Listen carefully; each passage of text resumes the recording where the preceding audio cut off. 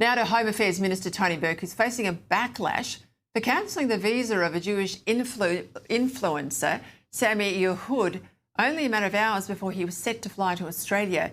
Mr Yehud was scheduled to participate in a series of events with Jewish organisations around the country before Tony Burke cancelled his visa on Monday night. Telling The Guardian Australia the decision was made over concerns that Mr Yehud would be, quote, spreading hatred. Joining me now is one of the groups to whom Mr Yehud was going to address when he's in Australia, and that when he was in Australia. That's the Australian Jewish Association. And I'm joined now by their CEO, Robert Gregory. Robert, thank you for your time. Give me your reaction to this cancelling, because it's literally happened at the 11th hour. You had events organised. What do you make of the minister's claim that he would have come here and spread hate? Well, there's a pattern here. I mean, we saw former Israeli Justice Minister Ayelet Shaked had her visa cancelled, a member of the Israeli Knesset, Simcha Rothman, even an American Jewish tech entrepreneur, Hillel Fuld, also did. So the Home Affairs Minister has a track record here. He always does it at the last minute, so there's not a chance for people to appeal it. And I think what's worrying in this case is that some of the remarks being cited, they were about Islam. So you might disagree with them. You know, a lot of people might disagree with them, but they weren't about Muslims as a people. They're about an ideology. So I think we need to let people with different views come debate these ideas. And if there's an issue, then, you know, where people are being targeted, that's what we need to worry about. Now, the Australian Jewish Association, we were just one of the organisations.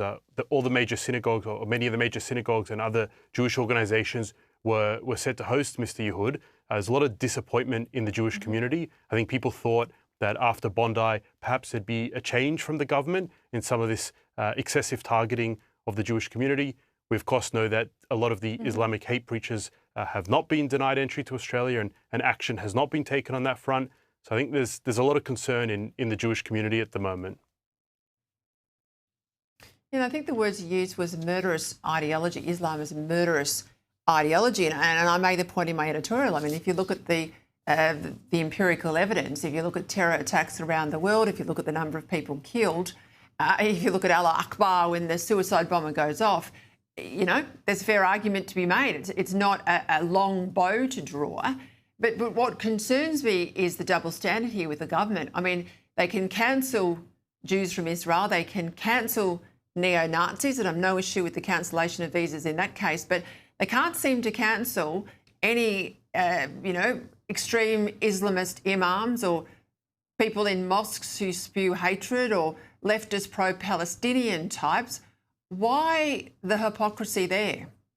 Well, that was our issue with the hate speech laws. It gives all this discretion to Tony Burke, and we see how he's using it.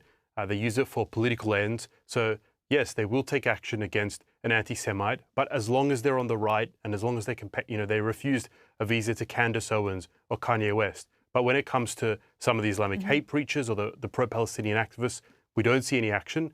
That may have something to do with the makeup of some of these ministers' seats. We know Tony Burke's seat in Western Sydney has a very large Muslim population, so obviously he needs to keep his voters happy. But Australia's national security should not be being decided on this basis. Not at all. What did you make of Andrew's story that we just spoke about a moment ago? A Jewish Bondi shooting victim having their name changed in a Western Sydney hospital. Do you buy the explanation from the minister in the hospital? At first it was the media.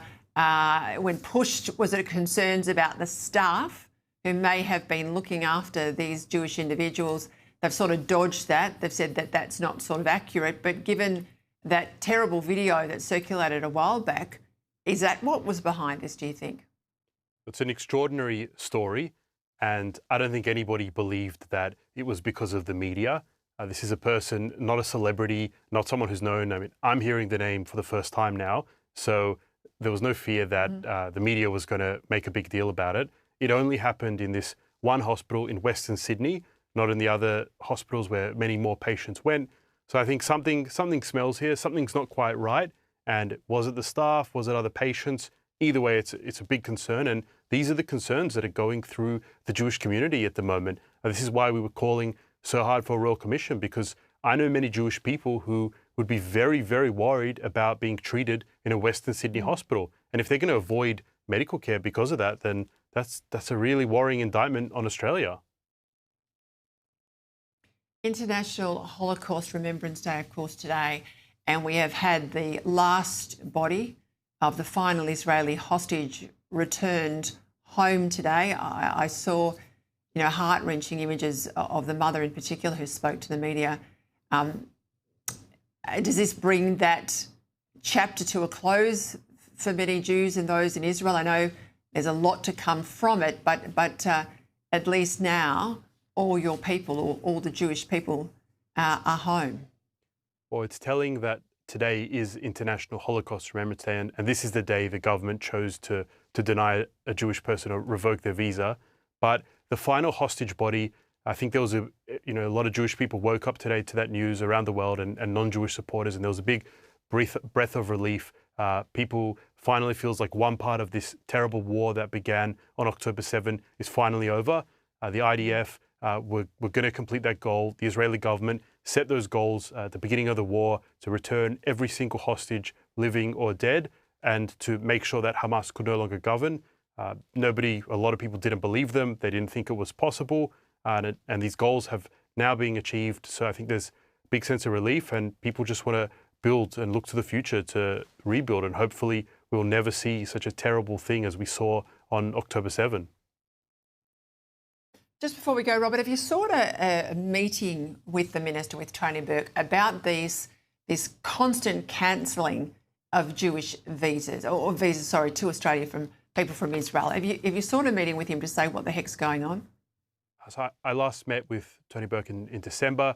Other issues came up, not this one, but my organisation, I've written to Tony Burke because this particular speaker now was not brought out by our organisation. We were just running one of the events where several synagogues and other Jewish organisations were, but one of the previous speakers, Simcha Rothman, was brought out by us, and we wrote to the minister. There's an appeal in process. We're still hoping, because this person now has a 3-year ban from Australia, so we're hoping he'll reverse his ban. We don't know if we'll succeed, but I really think that the Jewish community and the wider Australian community needs to raise these issues, because I don't know, it seems like the Home Affairs 100%. Minister is deciding national security based on his electorate. And we should all be pushing for FOI information, as much of that paper trail to be put out publicly. Thank you. Thank you, Robert.